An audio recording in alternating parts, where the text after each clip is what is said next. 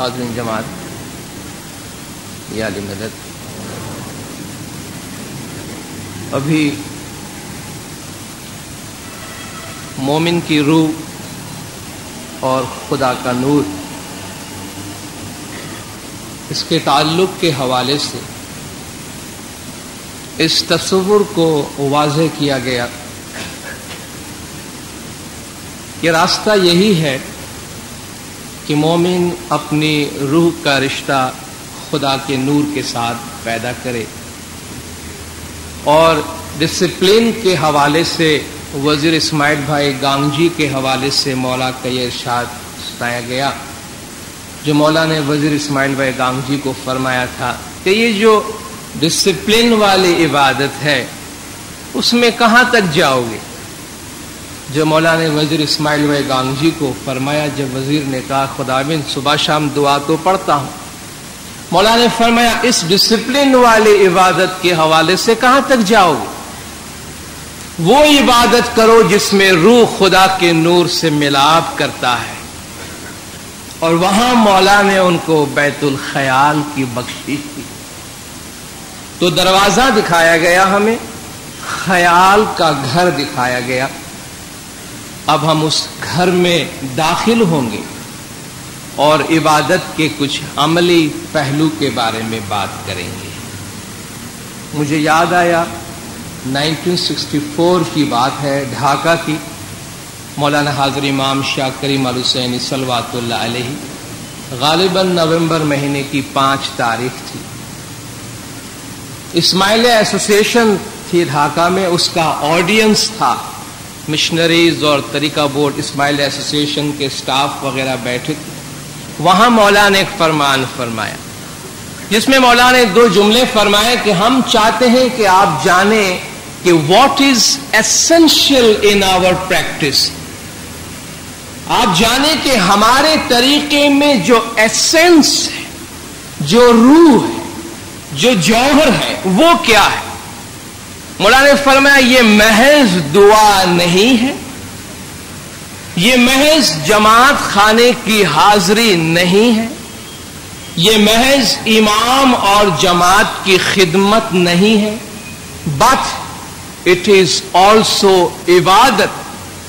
جب مولا فرمایا تھا یہ محض دعا نہیں ہے، یہ محض جماعت خانے کی حاضری نہیں ہے، بلکہ عبادت ہے، تو ہم سمجھ سکتے ہیں کہ مولا عبادت سے کیا مراد لیتے ہیں۔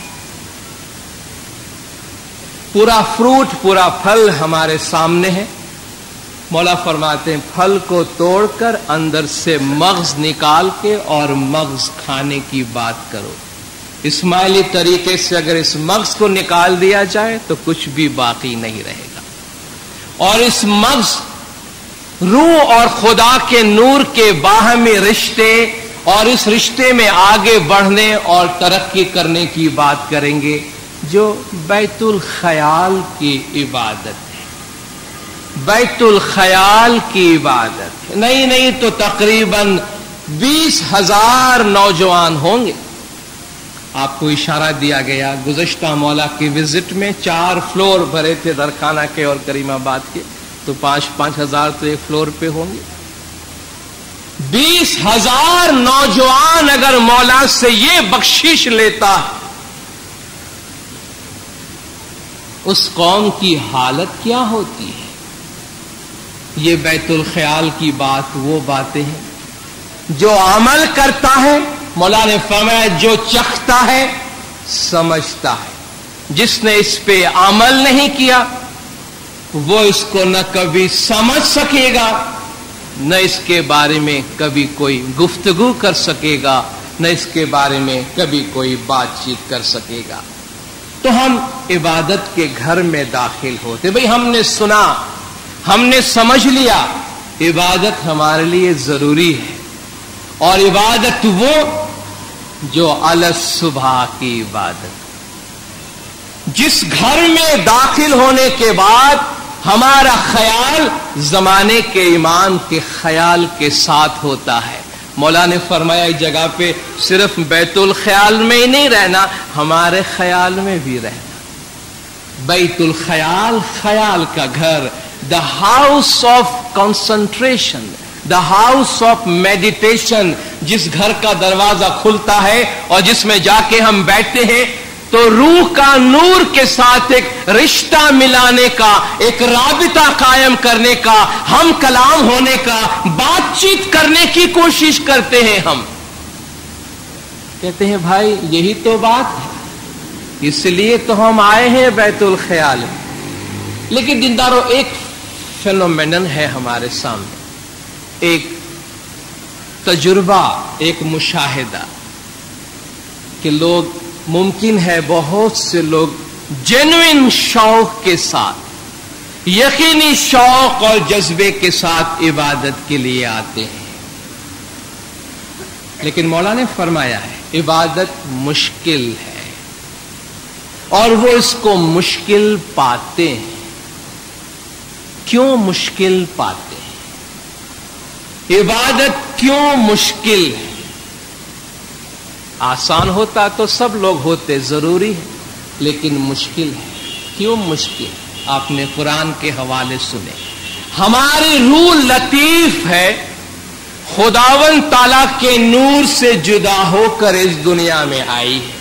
हम हमेशा दुआएं सुनते हैं, बैतुल ख्याल में खास दुआएं दी जाती। मौलाना हाजिर इमाम रूहानी तरक्की अता करे, ये दुआ सुनते हैं, मौला रूहानी तरक्की अता करे। दो अल्फाज हमारे सामने हैं, एक रूहानी है जिसमें रूह है, दूसरी है तरक्की यानी प्रोग्रेस करना। भाई रूहानी तरक्की क्या है? रूहानी तरक्की से पहले रूहानी तनज़्ज़ुल है।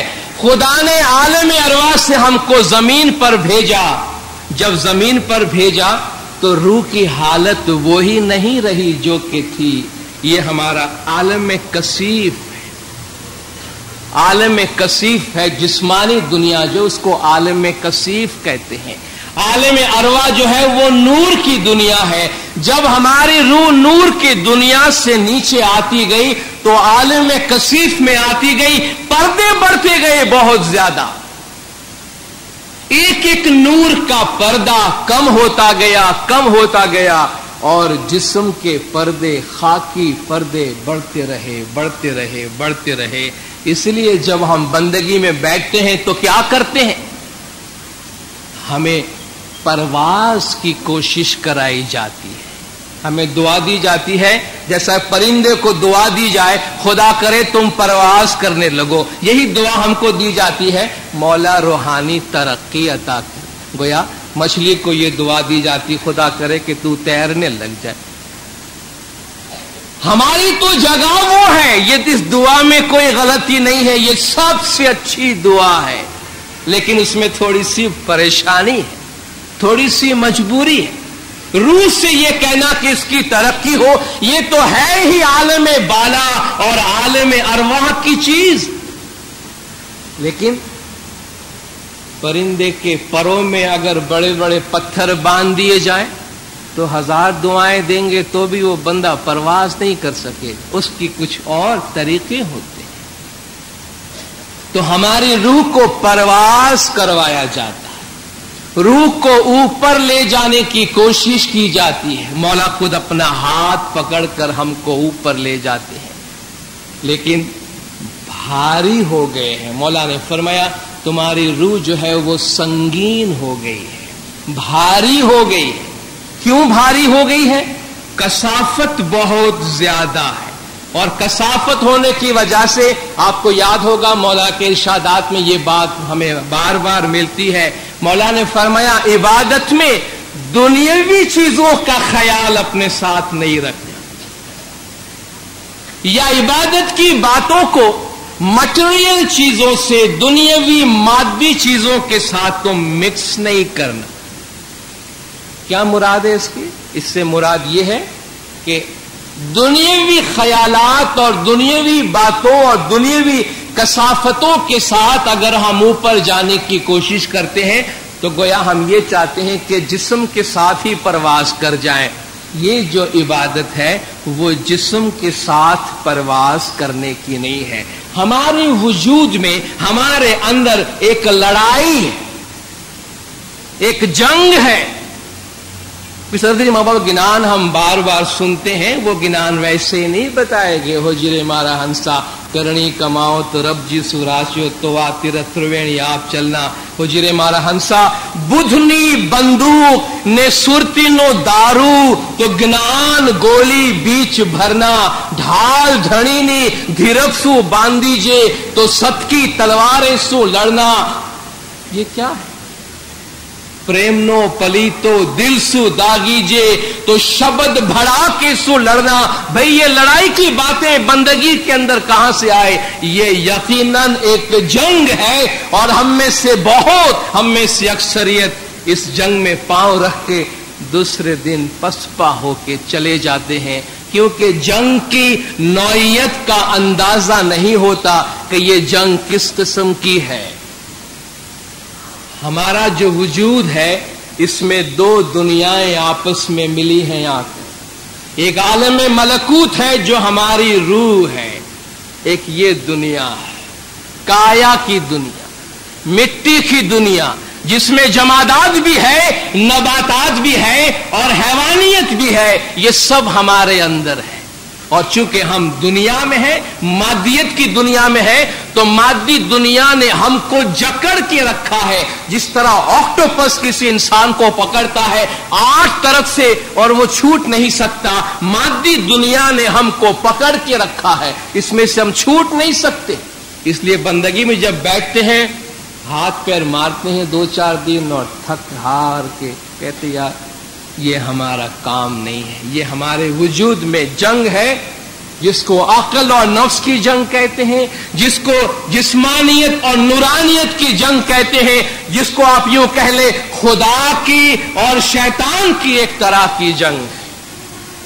اللہ ولی الذین آمنوا, اس آیت میں دیکھ لیجئے کیا ہے.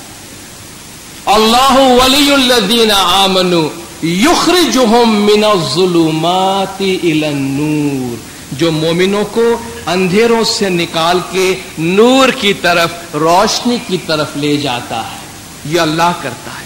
اللہ نے ہم کو طریقہ بتایا, عبادت دی, اپنا نام دیا, اپنا ذکر دیا, اس سے ہم نور کی طرف جاتے ہیں. والذین کفروا, لیکن جو کافر ہے, اولیاؤہم الطاغوت, ان کے جو دوست ہیں وہ بت ہے, شیطان ہے. یخرجونہم من النور الی الظلمات, وہ ان کو اندھیروں سے نکال, نور سے نکال کے اندھیروں کی طرف لے جاتے ہیں. تو گویا آپ نے دیکھا ایک طرف خدا ہمیں اندھیرے سے نکال کے روشنی کی طرف لے جاتا ہے, دوسری طرف یہ مادیت دنیا داری ہم کو نور سے نکال کے اندھیرے کی طرف لے جاتے ہیں. جس دن ہم عبادت میں شکست کھا جاتے ہیں اور چھوڑ دیتے ہیں بندگی, تو ہم نے, خدا نے جو ہم کو پکڑا تھا کہ آؤ تم کو اٹھاتا ہوں, تو ہم نے حبل اللہ چھوڑ دیا اپنے ہاتھوں سے, اللہ کی رسی چھوڑ دی ہم نے. تو کہاں جائیں گے؟ اندھیرے میں, کنویں میں جا کے پڑیں. یہ جو ہمارے آپس میں جد و جہد ہے, آپس میں جنگ ہے, حیوانیت کا, حیوانی خواہشات کا.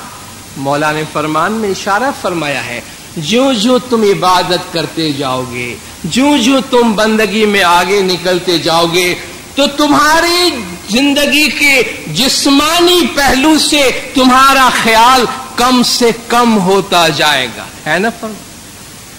جو جو تم بندگی کرتے جاؤ گے, تمہاری زندگی کے جسمانی پہلو سے, دنیاوی پہلو سے تمہارا دھیان کم سے کم ہوتا جائے گا. تو گویا یہ ہماری جو کامیابی ہے, فتح ہے, اس کی علامت ہے کہ حیوانیت پر, مادیت پر, دنیا داری پہ ہم نے قابو پایا, اور ہم اس سے ذہنی طور پہ, روحانی طور پہ, عقلانی طور پہ اب آزادی حاصل کر رہے ہیں. اب اس کایا کی ہمارے پاس کم ویلیو ہے, اب ہماری نورانیت کی ہمارے پاس زیادہ ویلیو ہے. عبادت میں پیر رکھنے کے لیے ایک بات ہم اپنے ذہن میں رکھیں کہ ہم کیا اپنے ساتھ اٹھا کے جا رہے ہیں, کیوں ہم عبادت سے پسپا ہو رہے ہیں, کیوں ہم اتنے شوق سے آتے ہیں, زمانے کے امام کو وچن دیتے ہیں, اور اس کے بعد چند دنوں میں ہمارے جو جواں عزم ہیں وہ جواب دے جاتے ہیں اور ہم پسپا ہو جاتے ہیں. کیوں؟ ہم نے لگیج اپنے ساتھ کیا اٹھایا ہے وہ دیکھنا بہت ضروری. ایک بہت دولت مند آدمی، صرف دولت مند ہونا کوئی بری بات نہیں ہے، دولت مند ہونے کے ساتھ ساتھ کافی دنیا میں پھیلا ہوا تھا. وہ آدمی دنیا داری میں کافی پھیل گیا تھا، ساری زندگی اور سارا وقت دنیا داری میں لگا ہوا تھا. ایک درویش کے پاس گیا، جب بہت پریشان ہوا. کھوکھلی ہوتی ہے نا زندگی دنیا داری کی، عبادت کے بغیر، ذکر کے بغیر، خالق کے خیال کے بغیر دنیا داری کی زندگی خالی ہوتی ہے، کھوکھلی ہوتی ہے. شاید جب ہم وہ موج اور مزے کی اور انٹرٹینمنٹ کی دنیا میں ہوتے ہیں تو شاید ہم کو اس کا اندازہ نہیں ہوگا، لیکن جب زندگی ختم ہونے آتی ہے، اگر عبادت کے بغیر کی زندگی ہے تو ہائے ہائے کندھا ہت ہنندا جیو ہاری ونیائے ور، کہ ہم نے کیا کیا، خالی دامن، میرے پاس تو کچھ بھی نہیں ہے، کھوکھلی زندگی میں نے گزاری. تو کافی دنیا میں پھیل گیا تھا، لیکن سوچا کہ اس میں کچھ مزہ نہیں آتا. ایک درویش کو جا کے بولا کہ بھائی میری مدد کرو. کہا بولو کیا کر سکتا ہوں؟ کہا میری روح کی نجات کا کوئی سامان بتا دو، میری روح کی نجات کا کوئی راستہ مجھے بتاؤ. تو درویش نے کہا کہ میاں تم اتنے پھیلے ہوئے ہو دنیا میں، دنیا داری میں، دنیا میں مال دولت ہونا یہ خدا کی نعمت ہے. پچھلے دنوں ایک بڑے امیر آدمی سے بات ہوئی، بڑا امیر ہے، بہت پیسہ ہے. مولا سارے امیروں کو ایسی سوچ دے وے. بات نکلی تو کہا یہ جو کچھ بھی آپ دیکھ رہے ہیں، زبان پہ ایسے الفاظ آنا بھی بڑی بات ہے. یہ جو کچھ آپ دیکھ رہے ہیں اس میں میرا کچھ بھی نہیں ہے، یہ سب میرے حاضر امام کی امانت ہے میرے پاس. وہ کروڑوں اور اربوں کی بات ہو رہی، بہت بڑی بات. کروڑوں اور اربوں میں کھیلنے والا آدمی زبان سے بھی اگر یہ کہہ دے کہ یہ میرا نہیں ہے، یہ تو میرے حاضر امام کی امانت ہے، میں تو امین ہوں، کبھی بھی چلا جاؤں گا، بہت بڑی بات ہے. جگ جی لگانے کی جہاں نہیں ہے، یہ عبرت کا جہاں ہے، تماشا نہیں ہے. جی لگانے کی بات نہیں. کہا بھائی تم بہت زیادہ پھیلے ہوئے ہو دنیا میں، تمہارے لیے بڑا مشکل ہے یہ کام، بہتر ہے یہ ارادہ تم چھوڑ دو. سبق دینا تھا اس کو. کہیں بس میں نے تہیہ کر لیا ہے کہ مجھے روحانیت میں ترقی کا راستہ چاہیے، روح کی آزادی کا راستہ چاہیے. کہا ٹھیک ہے تو پھر چلو میرے ساتھ، میں تم کو کسی جگہ پہ لے جاتا ہوں، لیکن دیکھو شکایت نہیں کرنا، شکایت نہیں کرنا، تکلیف ہو تو برداشت کرنا، تکلیف ناقابل برداشت ہو جائے تو پھر بولنا، تب تک نہیں بولنا. کا وعدہ کرتا. کہا چلو. ایک گٹھڑی بنوائی، اس میں 3 بھاری بھاری پتھر اس کو دیے، تو یہ باندھ لو. تو 3 بڑے بھاری پتھر باندھ کے ایک گٹھڑی بنائی. کہا چلو میرے ساتھ. تو پہاڑی پہ چلنے لگا. اب وہ کیا بندہ گٹھڑی اٹھا کے چلے گا، کبھی پیدل بھی نہیں چلا ہوگا. تھوڑی دور گیا تو سانس پھول گئی. کہا شکایت کرنے کا تو منع کیا ہے، میں کیا کروں؟ اس طریقے سے یہ پوٹلا اتنا بڑا اٹھا کے روحانی ترقی کیسے ہوتی کا یہ میری سمجھ میں نہیں آتی. جب نہیں چل سکتا تھا، بالکل سانس پھول گئی، تو کہا سائیں ایک مہربانی کر دو، نہیں چل سکتا، آپ کہاں لے کے جا رہے مجھے؟ کہا دیکھو شکایت نہیں کرنے کی بات ہوئی، تو آپ نے کہا تھا ایکسٹریم ہو جائے تو پھر بولو. کہاں کیا تکلیف؟ کہا یہ اتنا بڑا بوجھ اٹھا کے چل نہیں سکتا. کہا ٹھیک ہے ایسا کرو، ایک پتھر گرا دو اس میں. تو خوش ہو کر ایک پتھر چھوڑا، 2 پتھر ایک گٹھڑی بندھی ہوئی ہے ساتھ میں. کہا چلو خاموشی سے چلنا. کچھ دیر اور چلا، وہ ٹیلے پہ چڑھنے لگا، پہاڑی پہ. تو حالت ہوئی اور بری. کہا پہاڑی پہ ویسے پیدل چلنا مصیبت اور یہ گٹھڑی اٹھا کے، پھر وہی بات، پھر شکایت۔ درویش نے کہا ٹھیک ہے، ایک پتھر اور پھینک، تھوڑا وزن اور ہلکا ہو گیا۔ وہی سلسلہ پہاڑی پہ چڑھنے کا جاری رہا، کچھ دور اور جا کے، چونکہ پہاڑی چڑھنی ہے مشکل ہے، کہا بھی یہ ایک رہ گیا ہے، یہ بھی میرے سر سے اتار دو تو کتنا اچھا۔ کہا سوچ لو، کہا بس یہ اتار دیں پھر کوئی بات نہیں کرو۔ تیسرا پتھر بھی پھینکوا دیا، چڑھنے لگا۔ درویش پوچھتا ہے میاں ابھی کیسا لگتا ہے؟ تو کافی ہلکا محسوس کرتا ہوں، کافی ہلکا محسوس کرتا ہوں۔ میاں روحانی ترقی کرنے کے لیے کافی ہلکا ہونا ضروری ہے، روحانیت میں آگے جانے کے لیے بھی اسی طرح ہلکا ہونا ضروری ہے۔ بوجھ کیا ہے؟ یہ مال و دولت دنیا، یہ رشتہ و پیوند، بتان وہم و گما، لا الہ الا اللہ۔ یہ مال و دولت دنیا، مولانا اس میں دنیا میں ہم بھی رہتے ہیں، دنیا ہمارے پاس بھی ہے، لیکن دنیا میں دل نہیں لگاتے۔ مولانا نے فرمایا گزشتہ 14 صدیوں میں ہم نے یہ غلطی نہیں کی ہے کہ ہم دنیا کو روحانیت پہ ترجیح دیں، اور نہ آج یہ غلطی کرنے کا وقت ہے۔ مولانا نے فرمایا کہ دنیا کو ہم وہاں رکھیں گے جہاں وہ رہتی ہے، عبادت کو، بیت الخیال کو وہاں رکھیں گے جہاں اس کی جگہ ہے۔ تو جب بیت الخیال میں داخل ہوئے امام کے خیال میں، تو یہ جو ہماری دنیا ہے، مادی دنیا، جس میں آنا ہماری ایک مجبوری ہے، یہاں ہم ہیں، اس دنیا کی کچھ چیزیں ہیں جو ہمارے لوازمات ہیں، جو ایک مجبوری ہے، اس کو وہاں رکھنا ہے جہاں وہ رہے گی۔ اگر ہم یہ مال، دولت، دنیا، رشتہ دار، لین دین، خاندان، یہ سارا پوٹیاں باندھ کے بیت الخیال میں آ کے بیٹھیں گے تو کدھر سے کام چلے گا؟ کہاں سے بندگی ہوگی اور کیسے آگے بڑھیں گے؟ اپنے آپ کو ذہنی طور پہ خالی کرنا کہ بھئی یہ کیسے ممکن ہے؟ بھئی ہماری دنیا، خاندان، رشتہ دار، پیسے، یہ سب کچھ بھئی کیسے باہر نکلے؟ یہی تو مجاہدہ ہے۔ جس دن ذہنی طور پہ ہم آزاد ہو گئے، اس دن ہم آزاد پرندے کی طرح پھریں گے۔ ہمارے لیے کوئی فرق نہیں پڑے گا کون ہمارا اچھا بولتا ہے، کون ہمارا برا بولتا ہے، کہ کہاں سے دولت آئی، کہاں سے دولت گئی، کس کا کیا ہوا، کس کا کیا نہیں ہوا، سب نچلی سطح پہ رہیں گے، ہم ذہنی طور پہ بلند ہو جائیں گے۔ کیسے ممکن ہے؟ ممکن تو ہے، ایجوکیشن، تعلیم سے اگر ہمارے نگاہ میں یہ فراست موجود ہو تو مستقبل کی طرف دیکھنے کی کوشش کریں، کام آسان ہو جائے گا۔ جب دنیا سے بہت دل لگے، دنیا داری میں بہت زیادہ گھل مل جائے اور دل کو دکھ ہونے لگے کہ یہ کیا، میں کہاں پھنس گیا ہوں، تو مستقبل کی طرف دیکھیں۔ 30 سال، 40 سال، 50 سال، 60 سال، 70 سال، اس حقیقت کو سامنے لائے، ایک دن ایسا آئے گا کہ میں اس دنیا سے چلا جاؤں، وہ تو آنا۔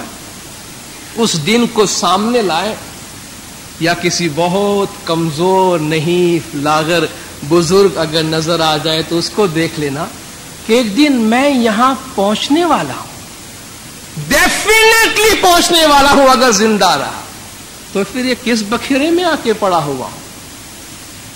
اس کی قدر و قیمت کا فوراً اندازہ ہو جائے گا۔ مستقبل کو دیکھنے کی کوشش کرے، وہ دن اپنے ذہن میں، خیال میں لانے کی کوشش کریں گے کہ ایک دن ہم سب یہاں سے گزر جائیں گے، تو یہ ساری دنیا کی چیزیں جو ہے، کھیل تماشا، وَمَا الْحَيَاةُ الدُّنْيَا إِلَّا لَهْوٌ وَلَعِبٌ، خدا فرماتا ہے کیا ہے دنیا کی زندگانی؟ کھیل اور تماشے کے۔ جب ہم آخرت کے مقابلے میں، عبادت کے مقابلے میں، بیت الخیال کے مقابلے میں بات کرتے ہیں تو دنیاوی زندگی سوائے کھیل کود اور تماشے کے اور کچھ بھی نہیں ہے۔ جب بیت الخیال میں ہم داخل ہوتے ہیں اور عبادت کے لیے جاتے ہیں اور عبادت میں بیٹھتے ہیں، تو کچھ چیزوں کا اپنے ذہن میں ہونا اور کچھ چیزوں پہ عمل کرنا بہت ضروری ہے. جس طرح آپ نے پہلا نقطہ سنا، اپنی زندگی کی اور اپنے 24 گھنٹے کی منصوبہ بندی کریں. جو بھی کام ہم ہاف ہارٹیڈلی کریں گے، یعنی آدھے دل کے ساتھ کریں گے، جس میں ہم سیریس نہیں ہوں گے، جس میں ہم سنجیدہ نہیں ہوں گے، تو وہ کام ہم کبھی نہیں کر سکیں گے. اس لیے عبادت جو ہے بیت الخیال کی عبادت، یہ کوئی ہابی نہیں ہے، کوئی شوقیہ کام نہیں ہے. کیا بھئی مجھے یہ شوق ہے، اسٹیمپ بھی کلیکٹ کیا کرتا ہوں، اور مجھے یہ شوق ہے کچھ میگزین بھی پڑھ لیا کرتا ہوں، تو گاہے بگاہے بیت الخیال میں بھی چلے جایا کرتا ہوں. ٹھیک، یہ اس قسم کی شوقیہ چیز نہیں ہے، کمٹمنٹ ہے. کمٹمنٹ کتنے دن کی؟ زندگی بھر کی، پوری زندگی کی کمٹمنٹ. جس دن سے ہم نے مولا کو دیا کہ آج سے میری زندگی کی منصوبہ بندی اس طرح ہوگی، میرے روزمرہ کا ٹائم اس طرح بنے گا کہ میرا دل، میری صبح عبادت سے ہوگی، خواہ کچھ بھی ہو جائے. یہ کمٹمنٹ ہے. اس لیے اپنی پوری زندگی کا جائزہ لے کر اس قسم کے فیصلے کرنے کی ضرورت ہے. زندگی کی منصوبہ بندی ہو. دوسرا نقطہ اس میں یہ ہے، عزم بالجزم. انسان جو فیصلہ کرے اس میں عزم صمیم کے ساتھ کہ مجھے یہ فیصلہ کرنا ہے، میں نے یہ کیا ہے اور یہ کام مجھے کرنا ہے، میری زندگی کا میں نے یہ مقصد بنایا ہوا ہے، اس مقصد پہ میں عمل کروں گا اور کامیابی کے لیے زمانے کے امام سے مدد مانگتا رہوں گا. اس کو ہم معمولی تصور نہ کریں. خود مولا کے ارشادات سے یہ روشنی ہم کو ملتی ہے. معمولی تصور نہیں کرنا. معمولی تصور کرو گے تو بہت نقصان ہوگا. ایک بہت بڑی کامن شکایت، چونکہ ہم بالکل عبادت کے پریکٹیکل پہلو کی بات کرتے ہیں، بہت کامن شکایت جو بھی ایک بہت بڑی وجہ ہے کہ لوگ بیت الخیال میں آنے کے بعد کچھ دن بیٹھنے کے بعد وڈرا ہو جاتے ہیں، چلے جاتے ہیں، وہ یہ کہ عبادت میں ہمارا دھیان نہیں لگتا. ایک یہ شکایت، اور دوسرا سوال اسی قسم کا کہ عبادت میں دھیان کیوں نہیں لگتا.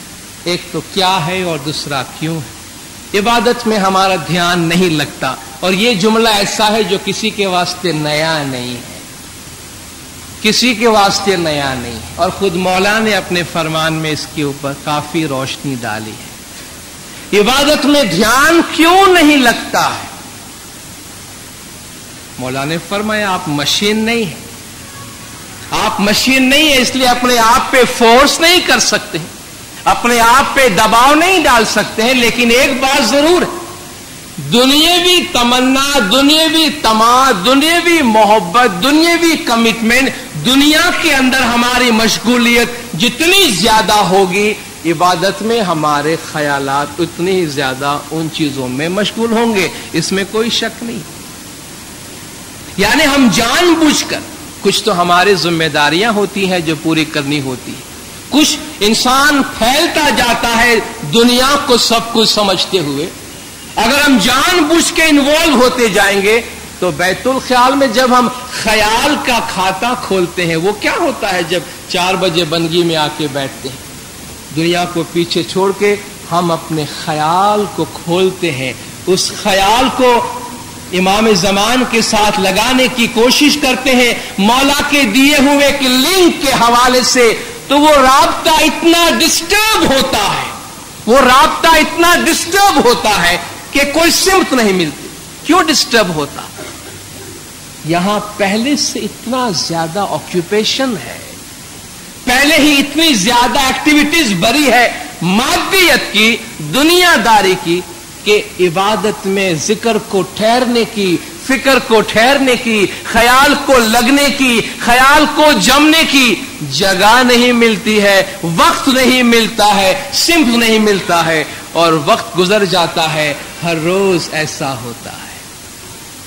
اس کے لیے پہلے یہ بات ہو چکی، دنیاوی لگن، ایکٹیویٹی اپنی جگہ پہ ہو، دنیاوی لگن کم ہو، دنیا کے سارے کام ہو لیکن وہ کام اس طرح ہو جیسے کہ یہ دنیا کا کام ہے. اس لیے قرآن میں فرمایا گیا، گنان میں بتایا گیا، الذین یذکرون اللہ قیاما وقعودا وعلی جنوبہم، جو کھڑے ہیں یا بیٹھے ہیں یا لیٹے ہیں اللہ کا ذکر کرتے ہیں.